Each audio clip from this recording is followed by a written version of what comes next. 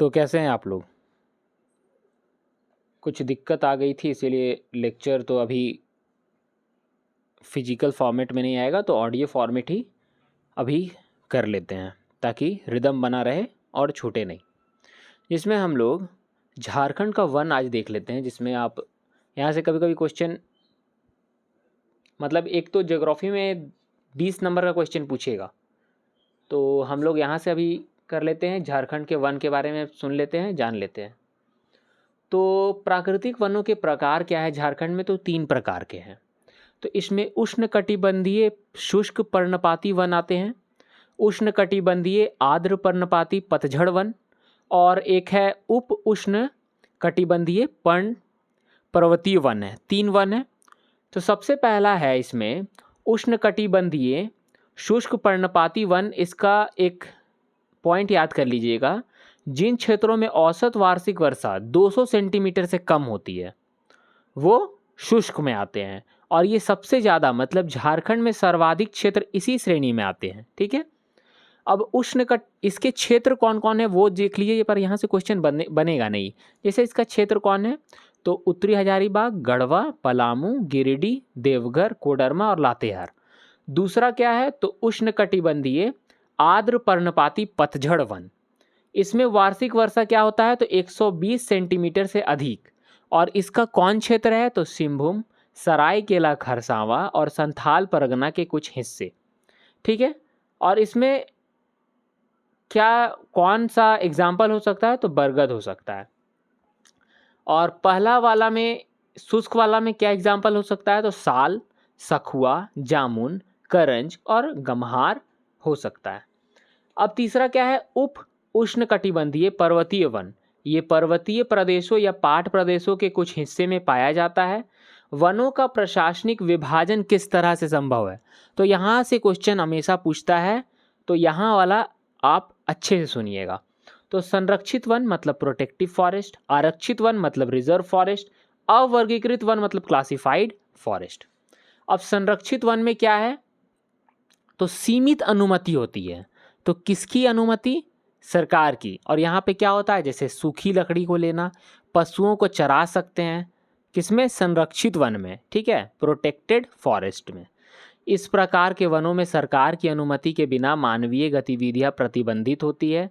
कुल वर्ग क्षेत्रफल का 81.28% है, या 18,842.63 किलोमीटर स्क्वायर में है।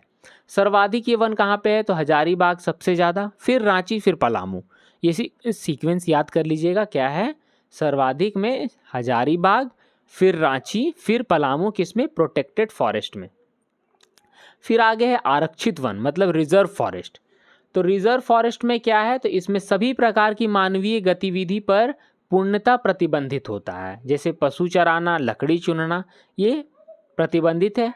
झारखंड के कुल वन क्षेत्र का ये कितना प्रतिशत है, तो 18.58% या 4,391 किलोमीटर स्क्वायर में है। पोरहार एवं कोल्हान का क्षेत्र सबसे बड़ा संरक्षित वन है। पलामू तथा कोल्हान का कुछ हिस्सा इसमें शामिल है। अवर्गीकृत वन मतलब अनक्लासिफाइड फॉरेस्ट। इसमें सरकार द्वारा कोई प्रतिबंध नहीं होती।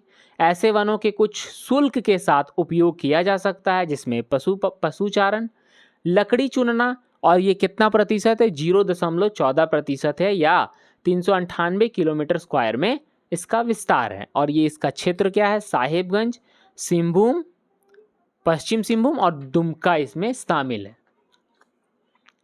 अब झारखंड के वन हम लोग सघनता के आधार पर विभाजन कर लेते हैं। तो अत्यधिक सघन वन वेरी डेंस फॉरेस्ट कितना, तो सर्वाधिक कहाँ पे है डेंस फॉरेस्ट, तो सबसे ज़्यादा लातेहार, और न्यूनतम कहाँ पे है, तो पाकुड़ में। सबसे ज़्यादा डेंस फॉरेस्ट मतलब अत्यधिक सघन वन कहाँ पे है, वेरी डेंस फॉरेस्ट सबसे ज़्यादा लातेहार, सर्वाधिक, और न्यूनतम पाकुड़ में है।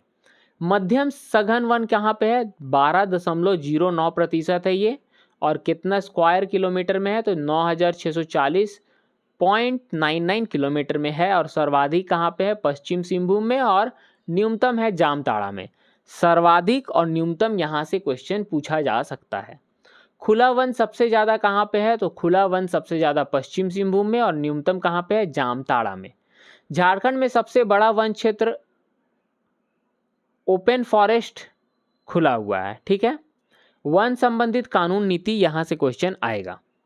भारत की पहली वन नीति 1992 में बनी। कुल भौगोलिक क्षेत्र कम से कम 1/3 में है, जो कि 33% का हिस्सा वन आच्छादित होना चाहिए।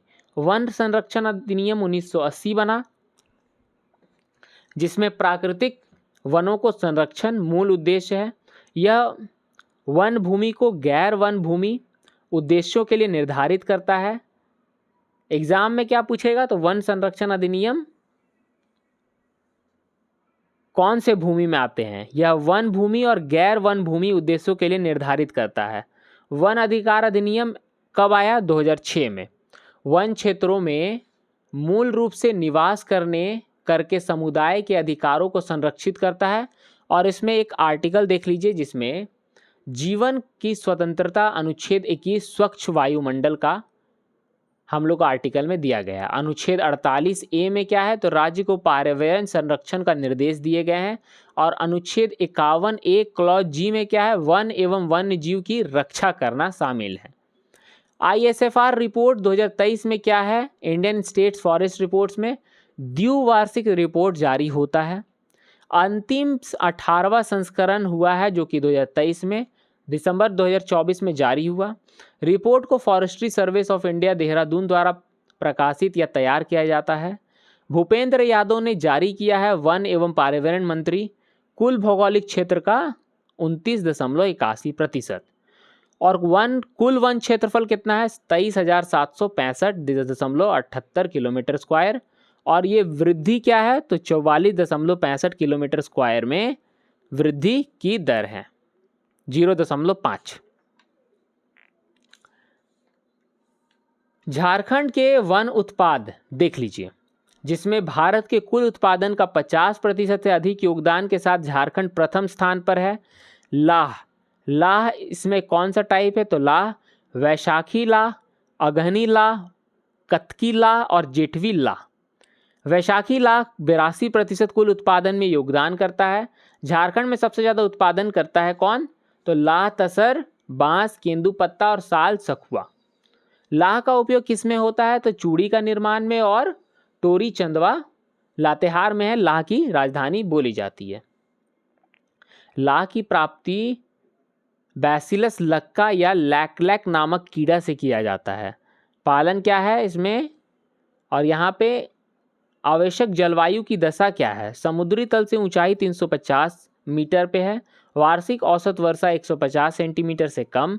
औसत तापमान 24 डिग्री सेल्सियस से 26 डिग्री सेल्सियस रहना चाहिए। लाह का मुख्य उत्पादक केंद्र कहाँ पे है, तो रांची और खूंटी में। झारखंड सरकार लाह को कृषि की मान्यता दी हुई है। राष्ट्रीय लाह अनुसंधान केंद्र नामकुम रांची में स्थित है, ये पॉइंट याद रखिएगा। तो आज के लिए ऑडियो लेक्चर में इतना ही रखते हैं, और हम लोग फॉरेस्ट प्रोडक्ट के बारे में अगले लेक्चर में सुनेंगे। धन्यवाद।